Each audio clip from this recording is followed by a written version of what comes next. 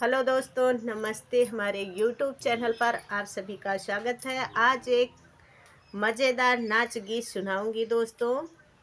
आप लोग उससे फुल आवाज़ करके दोस्तों सुनना। आप सबको अच्छा लगे तो कमेंट के माध्यम से बताना जैसा लगे, और ज़्यादा से ज़्यादा शेयर करना। हमारी आवाज़ में सुनिए ये गीत कैसा लगता है आप सभी को, और इस गीत के भाव को ज़्यादा से ज़्यादा समझना। राजा हमरऊ कहनवा मानल करा, राजा हमरऊ कहनवा मानल करा, राजा हमरऊ कहनवा मानल करा। घरवा कै खाना राजानी कौना लागई, घरवा कै खाना राजानी कौना लागई। राजा भौरी चोखा लगावल करा, राजा भौरी चोखा लगावल करा, सैया भौरी चोखा लगावल करा, राजा भौरी चोखा लगावल करा। राजा हमरो कहने माना करा, राजा हमरो कहने मानल करा। घरवा कई पानी रजानी कौना लागई, नल कह कई पानी रजानी कौना लागई।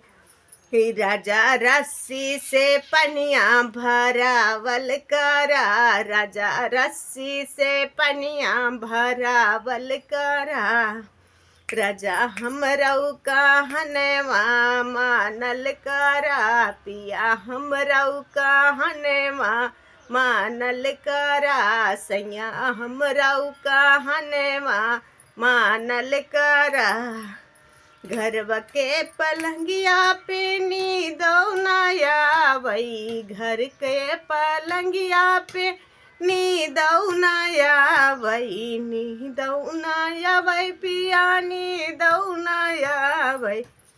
राजा भुइया चटैया बिछावल करा, राजा भुइया चटैया बिछावल करा, राजा हमरऊ कहनवा मानल करा, राजा हमरऊ कहनवा मानल करा, सैया हमरऊ कहनवा मानल करा। घरवा कई राज सुपारी मनहु न भावई, घरवा कई सुपारी राजा मनहु न भावई। राजा बहरे से पनवा मगावल करा, राजा बहरे से पनवा मगावल करा, राजा हमरऊ कहनवा मानल करा, पिया हमरऊ कहनवा मानल करा, पिया हमरऊ कहनवा मानल करा।